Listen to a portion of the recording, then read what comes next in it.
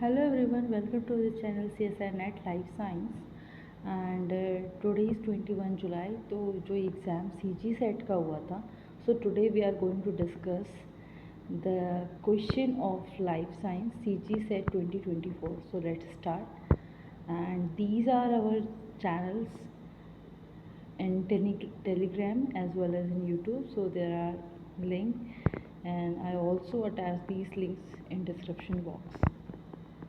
The first question is, there is a misprint in this question.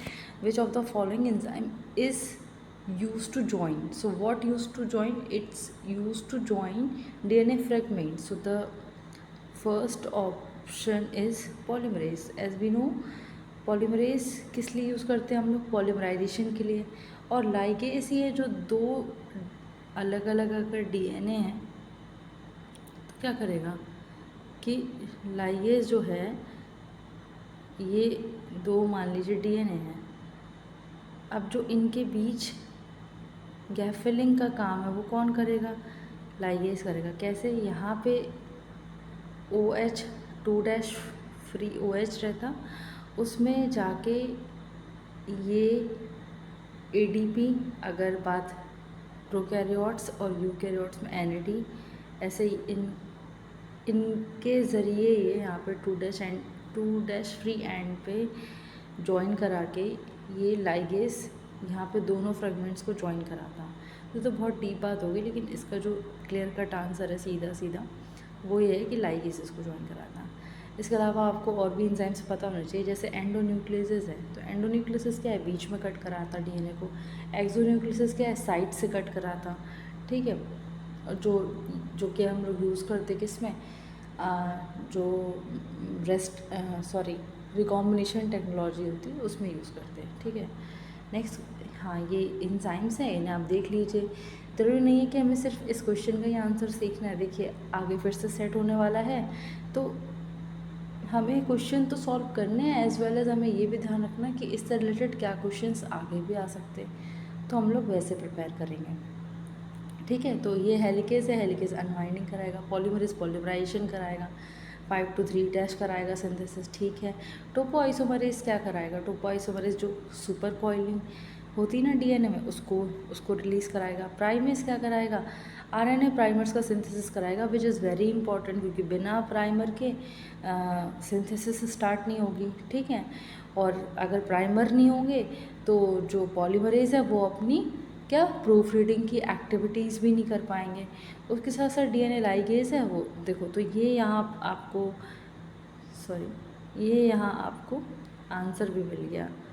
ये देखिए, ये है DNA ligase joint DNA fragments. Telomerase से भी रिलेटेड एक क्वेश्चन आया था, जिसमें क्या है, ये रेप्लिकेटेड एंड्स हैं आपके. ठीक है.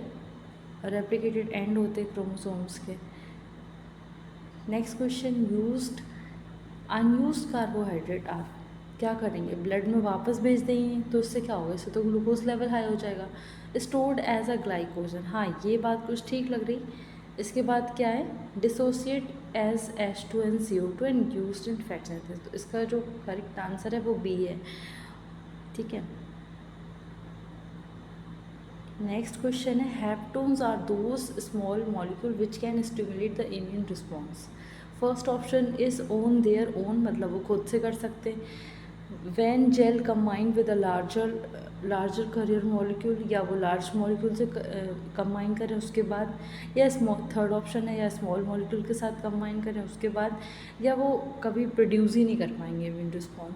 तो जो हेप्टोन्स होते हैं वो खुद से अपना इम्यून रिस्पॉन्स तो नहीं कर पाते, कभी भी स्टिमुलेट नहीं कर पाते अपने आप को. हाँ, वो लार्ज मॉलिक्यूल के साथ अटैच हो जाएंगे और उसके बाद फिर वो इम्यून रिस्पॉन्स को स्टिमुलेट करेंगे. तो देखो, ये एक ऐसा छोटा सा डायग्राम है जिससे आप इस बात को समझ भी सकते हैं. ये हैप्टेंस है और ये करियर मॉलिक्यूल है. इस तरीके से ये इम्यूनोलॉजिकल रिस्पॉन्स देता. फाइटोरेमेडिएशन. पहली बात, फाइटोरेमेडिएशन ही क्या होता? फाइटोरेमेडिएशन क्या होता कि प्लांट रेमेडीज़ करें, मतलब जो भी प्रॉब्लम हो बाय द प्लांट सॉल्व हो, प्लांट अपने लेवल पे निकालें. फॉर एग्जांपल जैसे कि माइक्रो ऑर्गेनिजम्स भी होते हैं, तो वो क्या करते हैं, वो भी वेस्ट को भी चेंज करते हैं, बहुत सारी प्रोसेस होती है, वैसे ये प्लांट का है। तो एक तो ये प्रोसेस है कैसी, कॉस्ट इफ़ेक्टिव है, इको फ्रेंडली है और इजी है, इसमें आपको अपना कोई एफर्ट नहीं लगाना, ठीक है। तो इसका जो करेक्ट आंसर इसके देखिए, फाइटो रेमेडिएशन मतलब फाइटोस मीन्स प्लांट, रेमेडी मतलब किसी चीज़ का सुधार करना, कौन कौन कर सकते हैं। तो इसमें से हैं ये कई आंसर, जैसे कि ब्रेसिका जेंसिया, फ्लावर, सनफ्लावर, ठीक है, टोबैको। अब यहाँ पे ये दो ऑप्शन, एक 1 भी दिख रहा है, एक यहाँ 3 भी दिख रहा, लेकिन जो आपका सीजी सेट का आंसर है, जो सीजी सेट का क्वेश्चन है, उसके ऑप्शन नंबर पे ऑप्शन में 2 दिए, देखो ये निकोटियाना टैबकम भी दिया, तो और बी भी है, सी भी है, तो ये देखते हैं व्यापम की तरफ से क्या आंसर आता है। फिलहाल ये फाइटो रेमेडी कराने वाले कुछ प्लांट्स हैं, तो ये उनके नाम हैं। नेक्स्ट क्वेश्चन क्या है, choose the correct option fermented product. ये आपके फर्मेंटेड प्रोडक्ट हैं और ये माइक्रो ऑर्गेनिजम्स हैं। तो देखो मिल्क में तो सबको पता होगा कि लैक्टोबैसिलस मिल्क में होता, ठीक है, इतना तो थोड़ा सा याद होगा, वैसे भी ये बहुत ही बेसिक से क्वेश्चंस हैं। तो अगर हम लोग मिलाएं तो इस हिसाब से ए से क्या मिलेगा, ए से 4th, ठीक है। नेक्स्ट क्या है, साउरक्रॉत, ये क्या होता है, ये एक तरीके से जो फॉरेन में खाई जाने वाली डिश है। कैसे कि ये लोग पत्ते को भी कोई फर्मेंट करके उसे प्रिजर्व के तरीके से रखते हैं, तो ये उस तरीके की कोई डिश है। ये ब्रेड जो नॉर्मली हम लोग खाते हैं, तो ये भी बहुत बड़ी क्लू था कि ठीक है ब्रेड, तो ये सबको पता है कि ये सैक्रोमाइसिस सेरेवेसी से ही फर्मेंटेड प्रोडक्ट है, तो इसका भी हम लोग एक तरीके से ये मिला सकते कि सी का 1। अब देखिए अगर आपको इन दो ऑप्शन पे आते हैं तो एक बार आप चेक कर लीजिए अपना क्वेश्चन पेपर में, वहीं चेक कर लीजिए कि क्या इससे आंसर बन जाएगा। तो ए का 4 और सी का 1।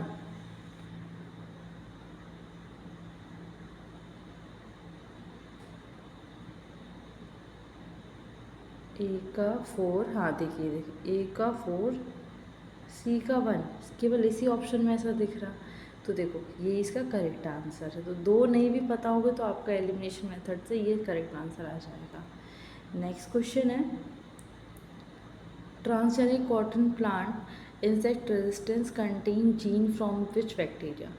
तो इसका भी करेक्ट जो आंसर है वो है बी, क्योंकि देखिए सब्सटिलेस है, ये फूड पॉइजनिंग कराएगा आपका, ठीक है, इसका तो कोई ऐसा कोई रोल नहीं है, और ये भी एंथ्रेक्स डिसीज़ कॉज करा था, ठीक है। तो ये जो थ्रिंजेनेसिस, ये है जो कॉटन कॉटन को रेजिस्ट बनाता इंसेक्ट से, जिसमें हमें पेस्टिसाइड्स का यूज़ नहीं करना पड़ता। और आई थिंक ये तो एनसीईआरटी का क्वेश्चन है एक तरीके से देखा जाए, एनसीईआरटी लेवल का। नेक्स्ट है theory of random genetic drift. Genetic drift evolution का क्वेश्चन है ये, ठीक है। तो ये किसने दिया था, ये दिया था राइट ने, सिविल राइट ने। ये जेनेटिक ड्रिफ्ट है। जेनेटिक ड्रिफ्ट क्या होता कि एक किसी पॉपुलेशन में से उसकी एलेलिक फ्रीक्वेंसी में चेंजेस आ जाए, तो वो क्या हो गया, हमारा जेनेटिक ड्रिफ्ट हो गया। Next, when an animal increase the fitness of the another at expense of his own, then such kind of behaviour is known as. तो इसका आंसर क्या है, एल्ट्रूसिम।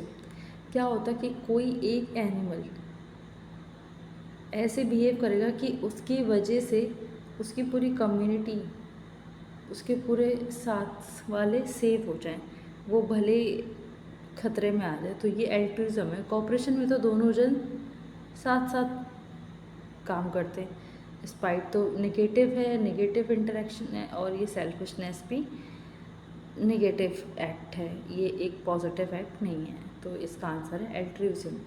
ये देखिए एक चार्ट आप याद भी कर सकते हैं, और इसमें ये पॉजिटिव नेगेटिव आपको एक्ट भी याद रहेंगे इससे। अब ये नेक्स्ट क्वेश्चन जो आया था कि जो इवोल्यूशन है मॉडर्न मैन का वो कैसे हुआ। तो उससे पहले आप ये स्लाइड रख लो, ये आगे भी आपको फ्यूचर में काम आएगी। देखिए, डायोप्थिकस, उसके बाद ये है, और उसके बाद ये एस्ट्रोलोपिथिकस। अगर आपको इतना भी याद है तो आप आराम से इस क्वेश्चन को सॉल्व कर लोगे। देखिए ऑप्शन ए में ही दिख गया, ड्रॉप से बस ये दिख गया। इसमें बीच वाला ये एक जो है ये वाला स्किप है आपके क्वेश्चन में, है ना। तो अगर थोड़ा बहुत भी सीक्वेंस है याद तो आप सीजी सेट में क्वेश्चन तो आप इजीली बना सकते हैं, ठीक है। अब देखिए इसमें ये हो गया। इसी तरह बी ऑप्शन में अगर हम लोग चेक करें तो इसमें तो पहले ही ऑस्ट्रेलोपेथिकस दे दिए, गलत हो गया। होमो इरेक्टस पहले दे दिया, ये सब भी गलत है। ये ठीक है, पर यहाँ होमो हैबिटलस दे दिया और इसके बाद ऑस्ट्रेलोपेथिकस दे दिया, तो ये भी गलत है। तो इसका जो करेक्ट आंसर है वो है 1।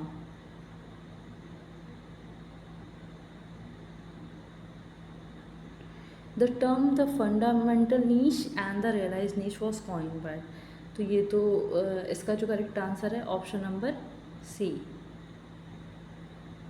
क्योंकि देखिए मैक आर्थर और प्रियंका, ठीक है। एल्टन का आपको सबको पता होगा, इसने क्या दिए थे, पिरामिडल कॉन्सेप्ट दिया था, जो आप पढ़ते हो ना, नंबर के पिरामिड्स, फिर इन्वर्टेड और सारे पिरामिड जो भी आप पढ़ते हो वेट के बेसिस पे, फिर टॉप डाउन अप्रोच दुनिया, ये सारी चीज़ें जो हैं वो एल्टन ने दी थी, ठीक है। और हशिंगटन ने फंडामेंटल नीश और रियलाइज नीश का कॉन्सेप्ट दिया था, जिसमें क्या होता है फंडामेंटल नीश या रियलाइज नीश क्या होता है कि एक्चुअल में कभी कभी क्या होता है, दो ऑर्गेनिजम्स के बीच अगर नीश समझा जा रहा है कि नीश में तो यही है ना कि वो उसकी जो रोल है, इकोलॉजिकल रोल है, वो कहाँ प्ले कर पा रहा है, उसे नीश कहते हैं, ठीक है। तो अब ये इतनी जगह में रह रहा, तो ये हम लोग मान के चल रहे ये है आपका फंडामेंटल नीश। पर एक्चुअल में वो नीश उसकी स्पेस इतनी नहीं रहती, मान लीजिए वो इतनी जगह ही अपने आप में फंक्शन कर पा रहा, तो ये एक्चुअली क्या है, रियलाइज नीश, ठीक है। और ये क्या है, फंडामेंटल नीश। और रियलाइज नीश ही रियल नीश है, क्योंकि ज़रूरी नहीं है इन्वायरमेंट में कोई स्पीशीज़ अकेले रह रही हो, यहाँ कई चीज़ें, कंपटीशन है, रिसोर्सेज है, बहुत सारी चीज़ों की वजह से ये ऐसा होता है, ठीक है। नेक्स्ट है food poisoning is cause by. तो देखिए फूड पॉइजनिंग केवल दो ही बैक्टीरिया ज़्यादा जाने जाते हैं, एक तो ये क्लॉस्ट्रीडियम और दूसरा जो पहले बताया था आपको बैसिलस, ठीक है। बैसिलस की जो स्पीसीज़ बताई थी वो, तो मेनली दो हैं। तो इसमें कौन सा है, क्लॉस्ट्रीडियम टिटेनी, ये तो टिटनेस कॉज करेगा, ठीक है।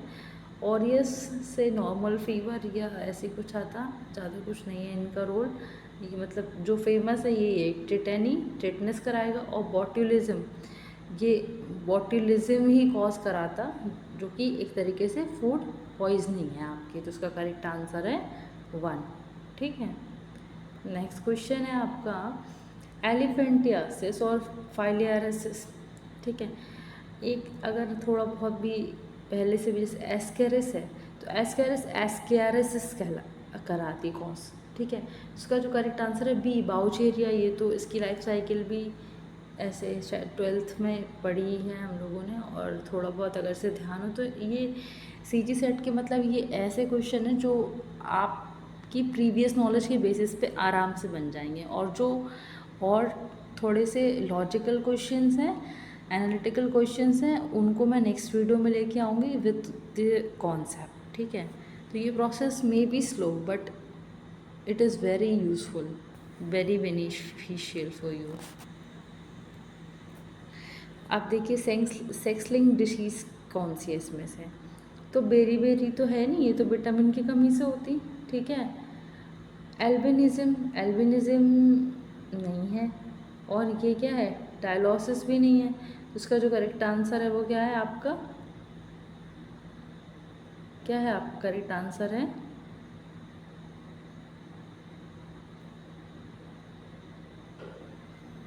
सी, ठीक है।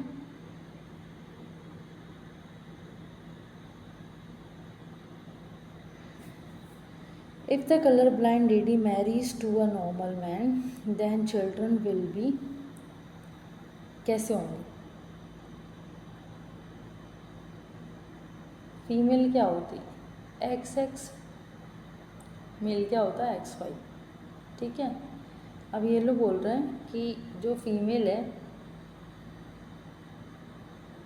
वो कैसी है? कलर ब्लाइंड है। तो इसके जो बच्चे होंगे तो कैसे होंगे? तो कर लीजिए क्रॉस।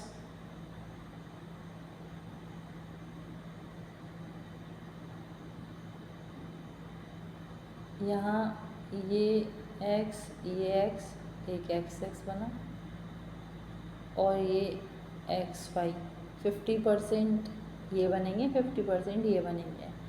ठीक है, अब हो डॉटर में भी ये आएगा, लेकिन क्योंकि मेल में एक ही एक्स होता और उसकी माँ का जो एक एक्स, एक पिता का वाई जाएगा तभी वो मेल बन पाएगा, और एक उसकी माँ का जो एक्स आएगा जो कि कलर ब्लाइंड है, तो ये तो श्योर हो गया कि जो भी मेल बनेंगे, जो भी लड़के बनेंगे, तो वो कैसे बनेंगे? सारे कलर ब्लाइंड बनेंगे।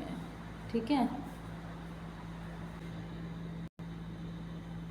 तो जो भी मेल बनेंगे, जो सन बनेंगे उसके जितने भी, वो कैसे होंगे? कलर ब्लाइंड होंगे। और डॉटर, क्योंकि देखिए एक एक्स पे उनका जीन आ रहा है तो वो कैसे होंगे? करियर हो जाएंगे। ठीक है, उन्हें अफेक्ट नहीं करेगा, लेकिन हाँ वो नेक्स्ट जनरेशन में इस चीज़ को अफेक्ट कर सकती हैं। तो तो पहला ऑप्शन क्या है इसमें? Normal son, normal daughter and son, ये तो बिल्कुल ही इनकरेक्ट है। नॉर्मल सन, सन भी नॉर्मल नहीं होंगे। एंड करियर डॉटर यहाँ तक ठीक है। फिर क्या है? Colour blind son and carrier daughter, ये इसका करेक्ट आंसर है। So the correct answer is C. Okay, इस क्वेश्चन का तो आंसर आप लोगों को कमेंट पे लिखना पड़ेगा, इसका कोई आंसर मैं नहीं बताऊंगी, और ये सभी को पता होगा। मुझे नहीं लगता ये क्वेश्चन किसी का गलत हुआ होगा। इन द ग्लाइकोलिसिस में क्या होता है? सबको पता, ग्लाइकोलिसिस में क्या होता है कि जो ग्लूकोज है वो टूट के पायरुवेट बन जाता। ठीक है, तो फर्स्ट ऑप्शन क्या है? फर्स्ट ऑप्शन है आपका formation of glycogen from glucose. नहीं, ये इसका करेक्ट आंसर नहीं है। ग्लाइकोजन का भी ब्रेक डाउन होता है। इसका करेक्ट आंसर है जो वो है सी। क्या? Conversion of glucose into pyruvate. So the correct answer है सी। ये ग्लाइकोलिसिस की साइकिल है। इसके अलावा आप ग्लूकोजेनोलाइसिस, ग्लूकोनियोजेनेसिस, इन सब की भी साइकिल्स आप एक बार देख लीजिए, क्योंकि एक दो क्वेश्चन है जिससे रिलेटेड भी CG सेट में आए हैं, जिन्हें मैं नेक्स्ट वीडियो में लेके ज़रूर आऊँगी। नेक्स्ट क्वेश्चन जो है, क्या करना हमें इसमें? मिसमैच पेयर निकालना। तो largest isolated cell egg of an ostrich single cell, Golgi apparatus. ये देखिए यही गलत है। अल्टमान तो माइटोकॉन्ड्रिया से रिलेटेड है। गोल्जी की जो डिस्कवरी है वो गोल्जी ने, कैम्बलो गोल्जी ने की थी। उसका जो करेक्ट आंसर है वो ये होना चाहिए। अब यहाँ पे mitochondria name was given by the Benda, C Benda. हाँ ये करेक्ट है, सी बैंडा साइंटिस्ट का नेम था। लाइसोसोम, हाँ ये भी करेक्ट है। सो द करेक्ट आंसर, तो हमें मिसमैच बताना, तो इसका करेक्ट आंसर होगा बी। ओके, तो अभी ये बिल्कुल स्टैटिक और इजी क्वेश्चंस थे, तो इससे इन्हें देख के आप इतना शॉर्ट कर सकते हैं कि हाँ आपके इतने मार्क्स तो आने ही हैं। और जो नेक्स्ट वीडियो है उसमें जो आगे के क्वेश्चंस हैं उन्हें लाया जाएगा विद कॉन्सेप्ट्स। तो प्लीज़ इस चैनल को सब्सक्राइब कीजिए और इस वीडियो को जितना हो सकता है उतना ज़्यादा आप शेयर कीजिए। और बाकी आप टेलीग्राम चैनल से जुड़ जाइए, तो जो भी अपडेट्स होंगे वो आपको टाइम पे मिलते रहेंगे। ये हमारा चैनल है, और थैंक यू वेरी मच।